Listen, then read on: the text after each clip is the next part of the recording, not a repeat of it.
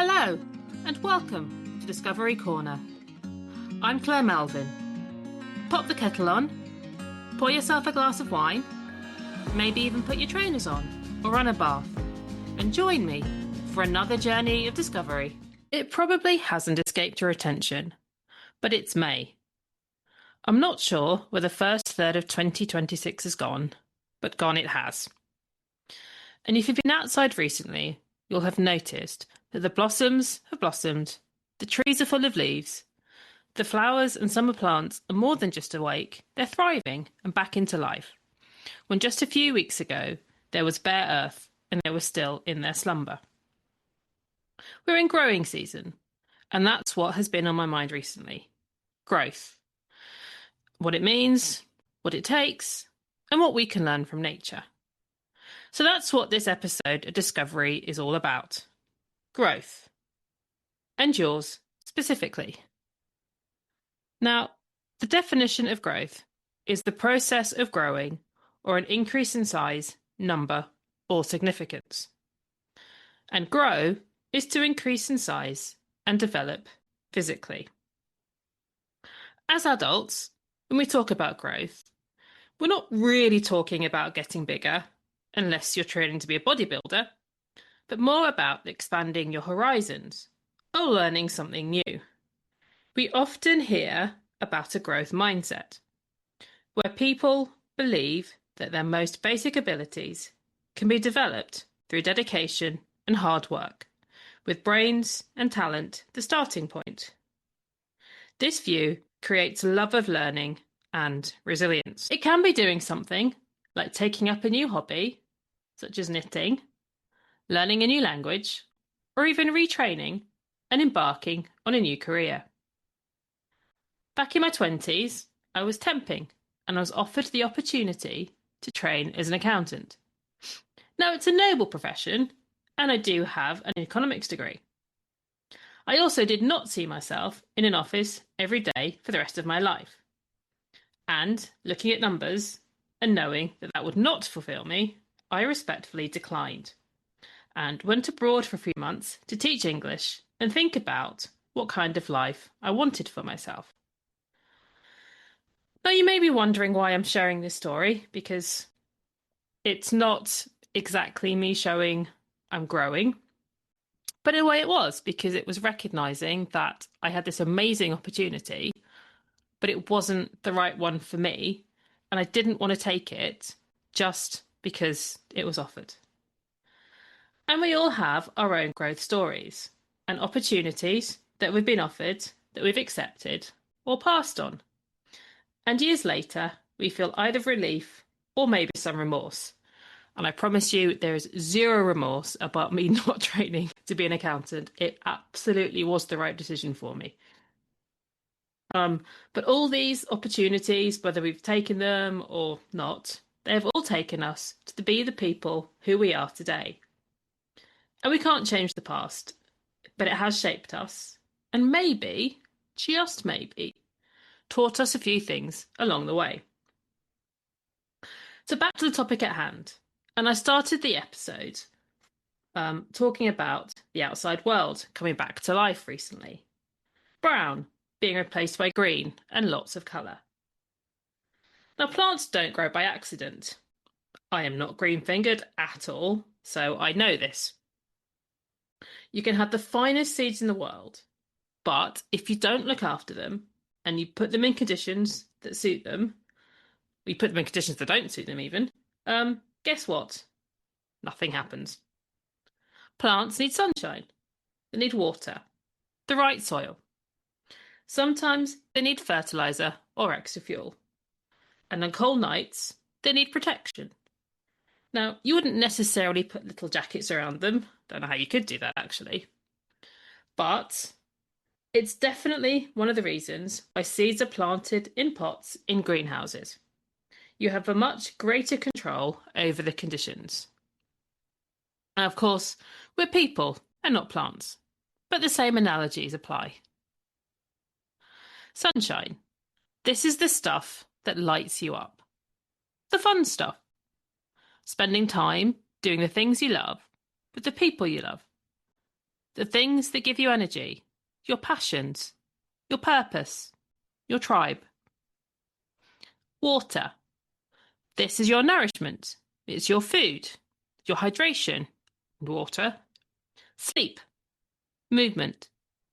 It's the foundations and the building blocks for your life. Fertilizer. Fertilizer encourages or accelerates growth, but it can be a little bit uncomfortable. Now, if you're using natural fertilizers for your plants, it's probably a bit whiffy. In kind of our own personal growth, hopefully it isn't whiffy, but it's not glamorous. And it's those difficult conversations and hard truths that we need to hear at times. The combination of a kick up the backside and a hug. It's that thing that we do that takes us outside of our comfort zone. The thing that we know will be good for us, even if we don't really want to do it. Protection from the cold. This is our boundaries. The shelter that we all need at times. Saying no. Protecting yourself. Your natural resilience. Your little glass house that keeps you warm and dry, so that when spring comes around again, you're ready to get back out there. Now, why does growth matter? And why am I talking about this today? I think there are times when we all feel a sense of something. It can be unrecognisable, a quiet inside voice, a yearning for more, that actually we are meant for more. There's nothing wrong with what we have now. It's fine. And we're incredibly grateful for it. But it still feels like it's not quite enough and that maybe something is missing. Perhaps your children are getting less reliant on you and you're starting to think, what about me? What can I do with this extra time on my hands? And I have talked about the sandwich generation previously, where we're squashed between responsibilities for our children and our parents. Maybe you're thinking, I'm a wife, a mother, a sister, a daughter, an employee, a manager. But who exactly am I? Maybe you don't know what you want, but you have a nagging feeling that this, whatever this is, it isn't it. That you don't want to wake up at the end of your life and wonder how you got there and think about all the things that you didn't do. But whatever that feeling is, you don't have to name it. Just acknowledge it. Know that it's there. And that's a great place to start. And of course, another reason that we may choose to grow is that we want a better life. So by pushing ourselves, we open ourselves up to new possibilities and new opportunities. And who knows where they could take us. Of course, we might not always choose growth. Sometimes the time might not be right. I don't believe there's a right time, but I do believe that there is a wrong one. And it isn't an excuse, it's a fact. And actually, that goes back to my story at the start, that it was a great growth opportunity, just not one great growth opportunity for me. There are other reasons as well, though, that we may choose growth perhaps isn't the right thing. Or we may think that growth isn't the right thing. It's not because we're lazy, and it's not because we don't want something. And it can be down to the fear of the unknown. If you stay where you are, it's safe. You're in control. You know what to expect. There's also fear of failure. What if it doesn't work? What does that say about me? If you don't try, you can still have the dream and still hold on to it. There's a fear of success. What if it does work? What will other people think of me? Will they still like me? Is it a one-off or a fluke? Can I repeat it? And there's also the fear of being visible. If you try something, then you're putting yourself out there. And maybe people will judge you. And you might think that they then don't like what they see. So we don't do it. We wait for the right time, which doesn't exist, for the kids to leave school, for when we're less busy, for when feels good, for when ... But who does this harm by not doing anything? Us. You. And if it fails, actually, so what? You've tried. Look at Sir Richard Branson, for example. Virgin Cola, Virgin Vodka, Virgin Cars. All examples of businesses that didn't succeed. But Sir Richard didn't give up. He learned and he moved on. And in fact, he has said, if you want to innovate, you have to be willing to fail. The biggest risk is not trying at all. And it also reminds me of one of my favourite quotes by the poet Erin Hansen. What if I fall? Oh, but my darling, what if you fly? And I get it. Life right now is uncertain.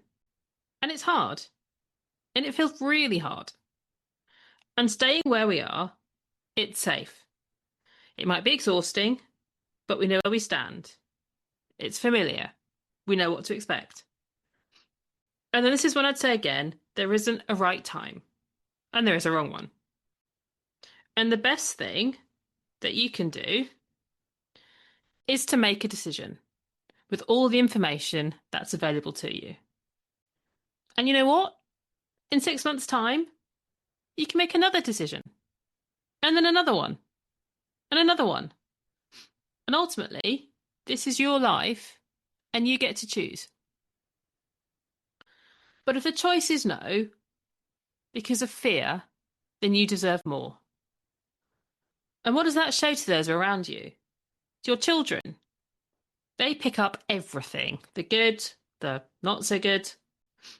And we want our children to be happy, healthy, resilient, maybe even fearless.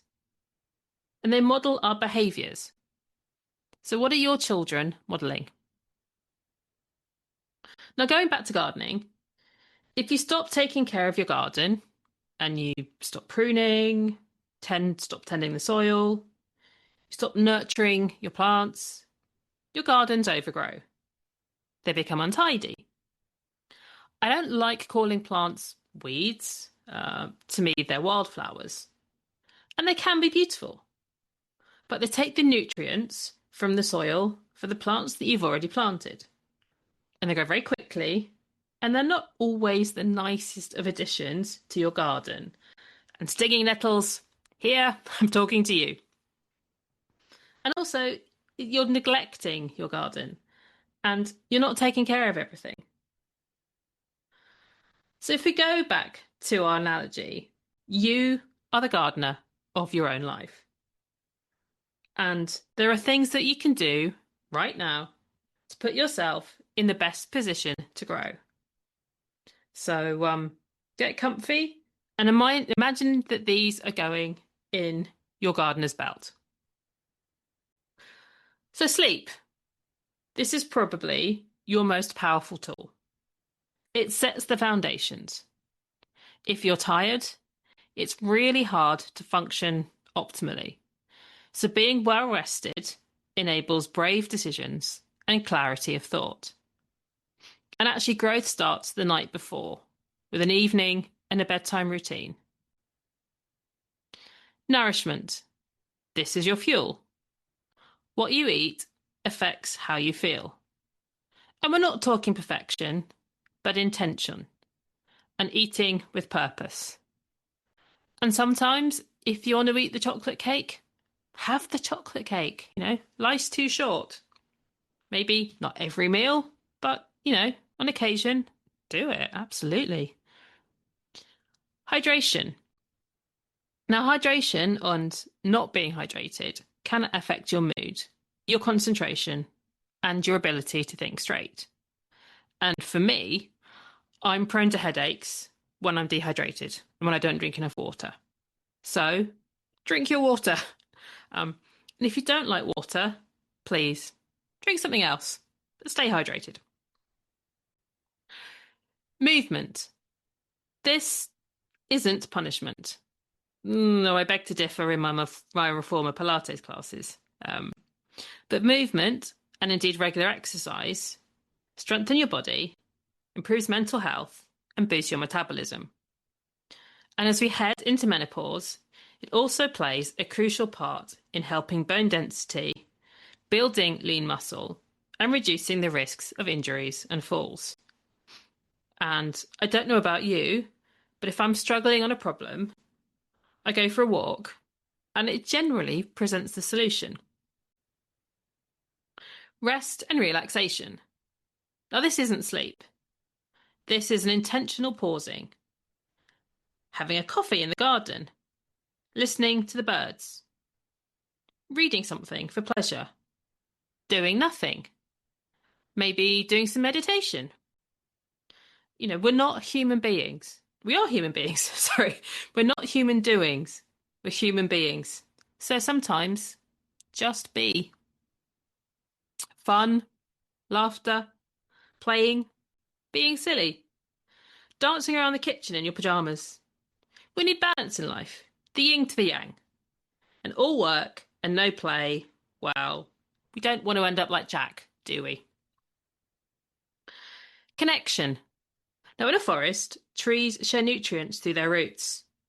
And the trees also provide canopies, cover, and shelter animals and other plants. They thrive when they're not on their own. And we're the same.